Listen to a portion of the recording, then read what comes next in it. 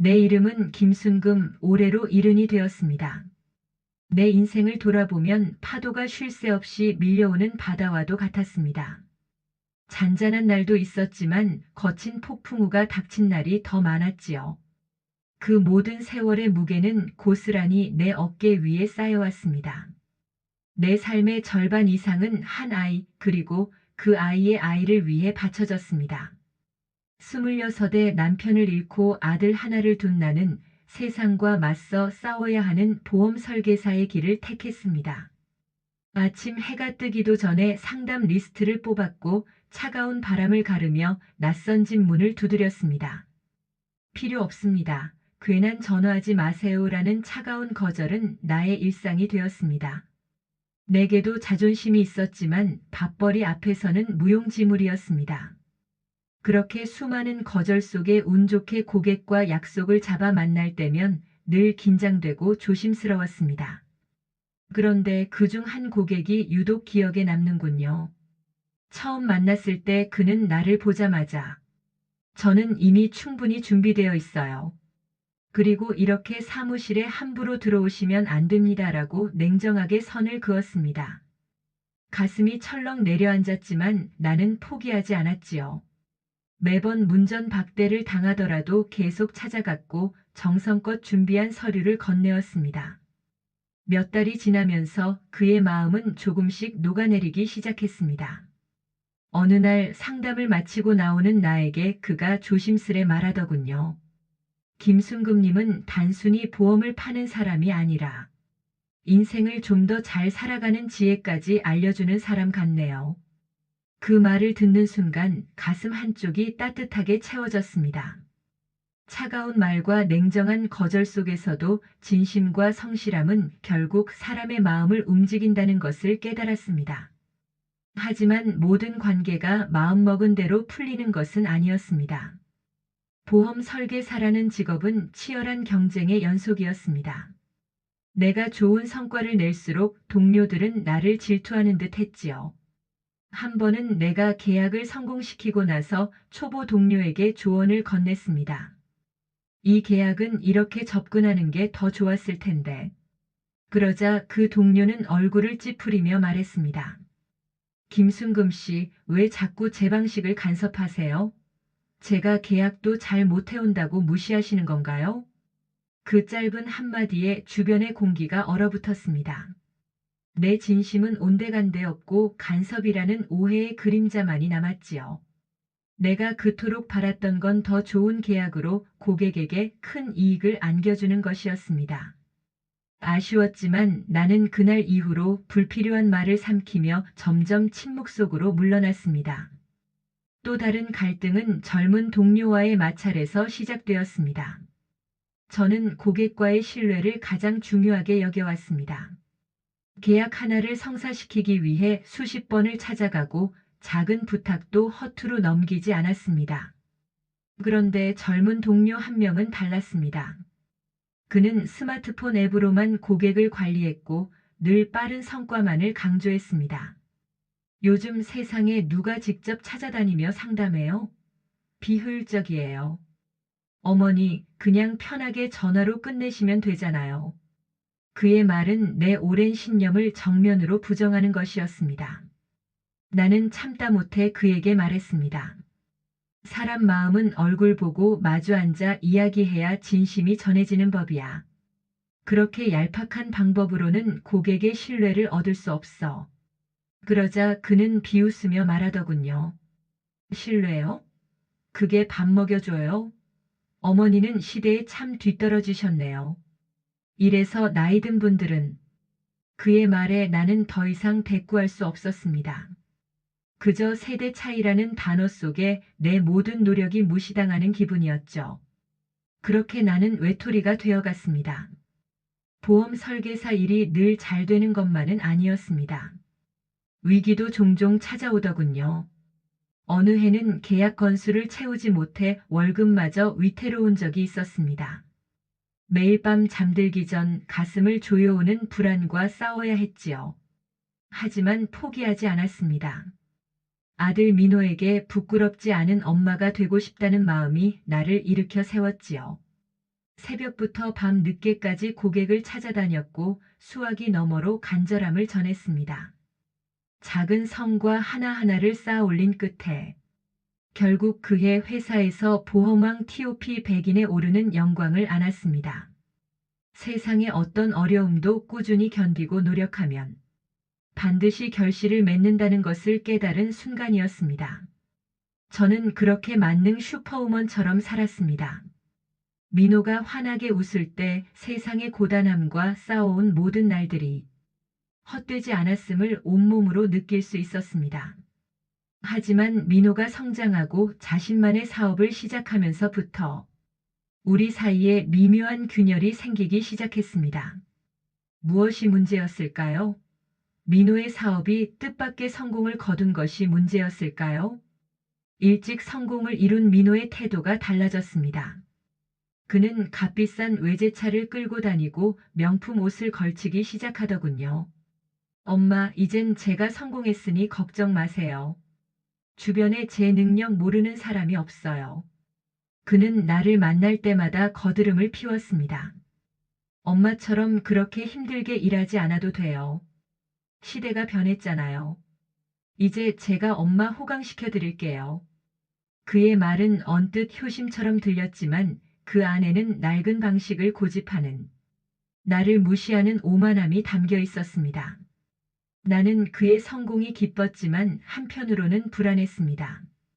그의 눈빛에서 내가 평생 지켜온 성실함과 겸손함이 사라지고 있는 것 같았기 때문이었습니다. 그래서일까요? 민호의 성공은 오래가지 못했습니다. 사업 확장을 위해 무리하게 투자하면서부터였지요. 엄마, 사업 자금이 부족해요. 아들 민호가 손을 내밀 때마다 내 가슴은 복잡해졌습니다. 평생 모은 돈이 얼마나 된다고, 나는 줄 수 있는 만큼은 다 주었다. 하지만 민호의 요구는 끝이 없었습니다. 이번엔 정말 큰 기회예요. 조금만 더 투자하면 성공할 수 있어요. 제발 도와주세요. 그 뒤로도 몇 번의 실패 후 돈을 요구하며 아들은 화를 내기 시작했습니다. 엄마가 진짜 나를 사랑한다면 더 많이 좀 주세요. 다른 부모들은 자식이 힘들면 다 준다고 하는데 엄마는 이 정도밖에 못 해줘요. 무엇이 잘못된 걸까요? 내가 그토록 자랑스러워하던 아들은 돈을 갈구하는 낯선 모습으로 변해 있었습니다. 아들을 보며 무력감과 함께 나의 사랑이 과연 무엇이었는지 되돌아보게 되었습니다. 결국 민호의 사업은 완전히 망했고 집안은 풍비박산이 났습니다. 며느리는 제가 제대로 도와주지 않아서 민호의 사업이 이렇게 되었고, 이제 더 이상 같이 살 수 없다며 손자 혁이를 민호에게 맡기고 이혼 후 친정으로 가버렸습니다. 엄마, 제가 뭘 잘못했나요? 열심히 했는데 왜 이렇게 됐을까요? 무너져 내린 아들을 보며 나는 어찌할 바를 몰랐습니다. 그런데 얼마 지나지 않아 민호에게 새로운 여자가 생겼다는 소식을 듣게 되었습니다. 엄마, 저를 이해해주는 사람을 만났어요. 이번엔 정말 모든 걸 새 출발할 수 있을 것 같아요. 민호의 말에 저는 어리석게도 희망을 품었습니다. 하지만 그 여자 역시 민호에게 돈을 요구했고 민호는 또다시 내게 손을 내밀었습니다. 엄마, 마지막이에요. 정말 마지막으로 한 번만 도와주세요. 가지고 있는 돈 없으시면 갖고 계신 보험께서 저 좀 주세요.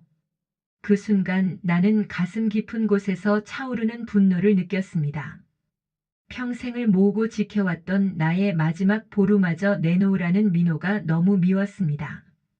한편으로는 도와주고 싶은 마음과 이제는 내 살도 지켜야 한다는 현실 사이에서 갈등되었습니다. 그리고 스스로에게 수없이 되물었습니다. 나는 어느 정도까지 나를 희생하며 아들을 지켜야 하는 걸까? 그러던 어느 날 민호가 혁이를 데리고 집에 왔습니다. 엄마, 잠깐만 봐주세요. 새로운 사업 기회가 생겨서 지방에 내려가야 해요. 혁이를 데리고 가기엔 여건이 안 돼요. 얼마나 갈 예정이길래? 한두 달이면 될 것 같아요. 정말 금방 다녀올게요. 하지만 한두 달이 지나고 반년이 지나도 아들은 돌아오지 않았습니다. 가끔 전화로 조금만 더 기다려달라는 말만 되풀이할 뿐이었습니다. 7살 손자 혁이를 혼자 키우며 보험 일을 계속하는 것은 상상 이상으로 힘들었습니다. 새벽에 일어나 아이 아침밥을 차리고 유치원에 데려다 준 후 보험 일을 나갔습니다. 저녁에는 지친 몸을 이끌고 아이를 데리고 와서 저녁을 먹이고 재웠습니다. 이 아이에게도 어느 것 하나 부족함 없이 해주고 싶었습니다. 아들 민호가 채워주지 못했던 부모의 자리를 내가 대신해야 한다고 생각들었거든요. 힘든 줄도 모르고 일하며 혁이의 엄마 아빠 역할을 도맡았습니다. 이렇게 몇 년이 지나자 내 몸에 이상 신호가 왔습니다. 무릎과 허리가 아프기 시작하더니 혈압이 오르고 당뇨까지 찾아왔습니다. 병원에서는 과로로 인한 것이라며 좀 쉬라고 했지만 혁이를 키우려면 쉴 수가 없었습니다. 부모 없이 자라는 손자에게 더 많은 것을 해주고 싶다는 마음이 나를 멈추지 못하게 했습니다. 설상가상으로 민호의 전 부인이 갑자기 나타났습니다. 그녀는 한결같이 화려한 모습으로 제 앞에 섰습니다. 어머니, 혁이 제가 데려갈게요. 재혼을 앞두고 있는데 새 남편에게 좋은 엄마로 보이고 싶어요. 그녀의 말에 나는 피가 거꾸로 솟는 듯 했습니다. 그동안 어디 있었니? 혁이가 엄마 찾을 때는 오지도 않고 연락도 받지 않더니. 혁이가 그때 얼마나 힘들어했는지 아니? 내 목소리는 떨렸지만 그녀는 눈 하나 깜짝하지 않았습니다. 어머니, 지난간 이야기를 들춰봐야 무슨 소용이겠어요? 저도 이제 제 인생을 살아야죠. 그리고 혁이는 제 아들이에요. 어머니 손에서 얼마나 더 잘 크겠어요? 이제 제가 키울 때가 됐어요. 그녀는 마치 당연한 권리라도 되는 양당당하게 말하더군요. 나는 분노에 휩싸여 소리쳤습니다. 내가 엄마라면 내 아들이 병으로 아파서 밤새 열에 시달릴 때 어디서 뭘 했어? 엄마만 찾으며 울던 혁이의 눈물을 내가 닦아준 적은 있니? 이제 와서 좋은 엄마 행세를 하고 싶다고. 내가 버렸던 아이잖아. 며느리는 잠시 움찔했지만 이내 차갑게 대꾸했습니다. 그때는 저도 힘들었어요. 어머니가 그때 조금만 더 힘을 실어주셨다면 제가 이렇게까지 되진 않았을 거예요. 결국 어머니도 다 저를 위한 게 아니라 민호 씨를 위한 거였잖아요. 아무튼 이제 와서 이러지 마세요. 법적으로 혁이는 제 아들이에요. 변호사 통해 연락드릴게요. 혁이는 제 다리에 매달리며 울었습니다. 할머니, 저는 할머니랑 살고 싶어요. 엄마 무서워요. 가기 싫어요. 저 버리지 마세요. 나는 혁이를 꽉 안아주었습니다. 하지만 법적으로는 친모의 권리가 우선이었습니다. 변호사는 할머니가 이기기는 어렵다고 했습니다. 내 손자 혁이는 지금 얼마나 무서울까요? 제 마음은 갈기갈기 찢어지는 것 같았습니다. 절망에 빠져 있던 그때 뜻밖의 일이 일어났다. 며느리가 혁이를 데려간 지 2달도 안 되어 혁이가 다시 내 품으로 돌아왔습니다. 며느리는 새 남편 앞에서 좋은 엄마로 보이고 싶었지만 밤마다 할머니를 찾고 힘들어하는 혁이를 감당할 수 없었다고 하더군요. 새 남편조차 지쳐서 한 소리를 했다고 하니 며느리의 현실은 사랑만이 넘쳐나는 드라마가 아니었던 거였죠. 혁이가 집으로 돌아온 날 내 품에 안겨 펑펑 울었습니다. 할머니, 저는 할머니가 제일 좋아요. 다시는 안 갈래요. 할머니 말 잘 들을게요. 나 보내지 마요. 나 역시 혁이를 보낸 순간부터 한순간도 잊은 적이 없었기에 눈물을 훔치며 말했습니다. 그래, 이 할미가 잘못했다. 힘들어도 우리 둘이 잘 살자꾸나. 그리고 진짜 반전이 시작되었습니다. 제가 20년 넘게 좋은 보험을 추천해드리며 2년을 이어온 고객분이 갑자기 연락을 주셨습니다. 김순금 보험 설계사님, 그동안 잘 지내셨어요? 저희 회사에서 경력직 상담사를 찾고 있는데 관심 있으시면 한번 와주시겠어요? 그분이 운영하는 시니어 컨설팅 회사에서는 제 오랜 경험과 성실함을 높이 평가해 주셨습니다. 안정된 월급과 함께 손자 돌봄비까지 지원해주겠다고 했습니다. 더욱이 재택근무도 가능해서 혁이를 더 잘 돌볼 수 있게 되었습니다. 첫 출근 날 나는 오래된 습관처럼 고객 상담 기록을 정리하고 있었습니다. 그때 본부장님이 옆에서 조용히 한마디 하셨습니다. 김순금님, 예전 경험과 노하우가 정말 대단하세요. 그런데 새로운 고객층은 조금 다르게 접근해야 해요. 너무 공식적으로만 설명하면 오히려 거리감을 느껴요. 나는 순간 당황했지만 곧 웃으며 대답했습니다. 알겠습니다. 고객이 편하게 느낄 수 있도록 제 방식도 조금 바꿔보겠습니다. 그 후 얼마 지나지 않아 제가 상담한 한 고객이 이렇게 말했습니다. 김순금님 덕분에 어렵기만 한 금융상품 내용을 쉽게 이해할 수 있었어요. 이제야 제대로 준비할 수 있겠네요.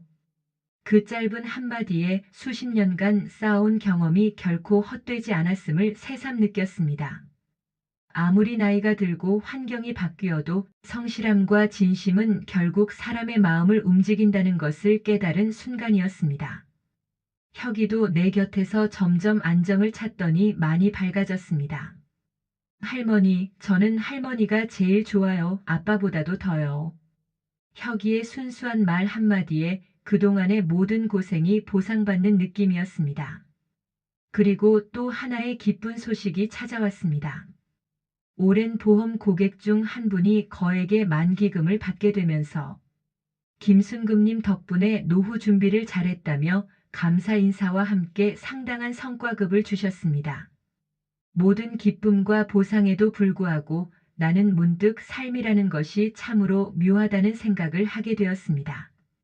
손자의 한마디, 고객의 감사 인사, 안정된 일자리와 지원금 모두 소중한 보상이었지만 그것이 내 인생 전체를 완전히 바꿔주지는 못하더군요. 젊은 시절 저는 쉼없이 일했고 아들의 요구에 나를 더 몰아붙였습니다. 그때는 눈앞의 작은 성공과 실패에 목숨을 걸듯 신경을 곤두세웠지만 이제와 돌이켜보니 그 모든 것들이 결국 흘러가는 강물과 같았습니다. 좋은 일도 힘든 일도 어느 순간 뒤섞여 나를 다듬고 내 마음을 조금씩 키워주었을 뿐이었습니다. 그런데 삶의 반전은 여기서 끝나지 않더군요. 새로운 직장에 다니면서 나는 우연히 봉사활동 모임에서 박영민 씨를 만났습니다. 그는 아내와 사별한 지 5년 된 70대 신사였습니다. 처음에는 혁이를 데리고 간 저를 보며 손자분이 참 잘생겼네요 하며 소소한 이야기를 나누던 그는 시간이 지날수록 제게 깊은 관심을 보였습니다.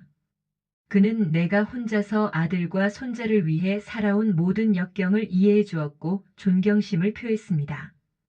그는 결코 나에게 아무것도 바라지 않았습니다. 그저 김순금 씨, 이제는 김순금 씨 자신을 위해 사세요라는 말 한마디를 꺼낼 뿐이었습니다. 그 말을 듣는 순간 나는 평생 한 번도 생각해 보지 못한 삶의 목표가 눈앞에 떠올랐습니다. 하지만 마음속 깊은 곳에서는 혼란과 죄책감이 일었습니다. 내가 지금 이렇게 행복해도 될까? 내가 이렇게 편하게 살아도 되는 걸까? 아들과 손자를 위해 모든 것을 희생해야 한다고 믿어왔던 내 가치관이 흔들리기 시작했습니다. 영민 씨와 손잡고 공원을 걷거나 함께 영화를 볼 때마다 혹시 민호나 혁이에게 또 다른 상처를 주는 것은 아닐까 하는 불안감에 휩싸이게 되었습니다. 이 불안감은 현실이 되었습니다. 소식을 들은 민호가 대뜸 집으로 찾아왔습니다. 엄마, 지금 뭐 하는 거예요? 그 나이에 연애요? 저한테는 돈이 없다고 그렇게 매몰차게 굴더니 다른 남자 만날 돈은 있어요? 엄마가 이제 저랑 혁이 버리려고 하는 거죠? 민호의 날선 비난에 나는 억장이 무너졌습니다. 나는 평생 민호를 위해 살아왔는데 돌아오는 것은 비난과 오해뿐이었다니. 저는 떨리는 목소리로 말했습니다. 민호야, 너를 버린 적 없어. 그리고 이건 엄마의 인생이야. 엄마가 힘들다고 했을 때 내가 뭘 해줬니? 너는 계속 엄마에게 요구만 했잖아. 그동안 꾹 눌러왔던 분노와 서운함이 한꺼번에 터져 나왔습니다. 민호는 내 말을 비웃으며 자리를 박차고 나갔습니다. 나는 그 자리에 주저앉아 펑펑 울었습니다. 그때 어떻게 알고 영민 씨가 조용히 다가와 내 손을 잡아주었습니다. 괜찮아요. 순금 씨는 평생 충분히 고생하셨어요. 이제 순금 씨를 위해 사세요. 그 누구도 순금 씨를 비난할 자격 없어요. 그의 따뜻한 손길과 진심 어린 위로에 나는 굳게 닫혔던 마음의 문을 열었습니다. 그날 이후 저는 제 삶의 진정한 의미를 찾아 나섰습니다. 더 이상 아들과 손자에게 매달리지 않고 제 행복을 먼저 생각하기 시작했습니다. 그리고 영민 씨와 함께하는 매 순간이 내게는 새로운 기쁨과 활력이 되었습니다. 혁이도 영민 씨를 잘 따르더군요. 할아버지, 저랑 할머니랑 같이 살아요. 혁이의 순수한 말에 나는 더 이상 망설이지 않기로 결심했습니다. 참 많은 날을 지나왔습니다. 돌이켜보면 좋은 일은 그 자체로 기쁨이었고, 힘든 일은 그 나름대로 나를 단련시키는 시간이었지요. 누군가는 인생이 기쁨과 슬픔의 연속이라 했지만, 제게는 그저 좋은 일과 나쁜 일이 쉼없이 교차하는 길처럼 느껴졌습니다. 오늘 환하게 웃었던 그 순간이 언젠가 나를 아프게 할 수도 있고, 오늘 가슴 아파했던 그 기억이 미래의 나에게는 따뜻한 위안이 될 수도 있다는 것을 깨달았습니다. 삶이란 언제나 예측 불가능하고 아이러니로 가득 찼으니까요. 그럼에도 오늘도 웃습니다. 오늘을 살아갈 수 있음에 감사하고 매일 새로운 해를 마주할 수 있음에 안도합니다. 이 모든 일이 세옹지마라 해도, 이 모든 것이 내 인생의 한 조각이라 해도 나는 기꺼이 받아들이려 합니다. 좋은 일이든 나쁜 일이든 모든 것은 결국 지나갑니다. 그리고 그 모든 경험은 나라는 한 사람을 만들어가는 소중한 자산이 된다는 것을 잊지 말아야 합니다. 그러니 지금의 고통에 너무 절망하지 말고 지금의 행복에 너무 교만하지 마세요. 삶은 그 자체로 배움의 과정이니까. 감사합니다. 오디오를 들으시면 서 즐거우셨다면 구독과 좋아요 부탁드립니다.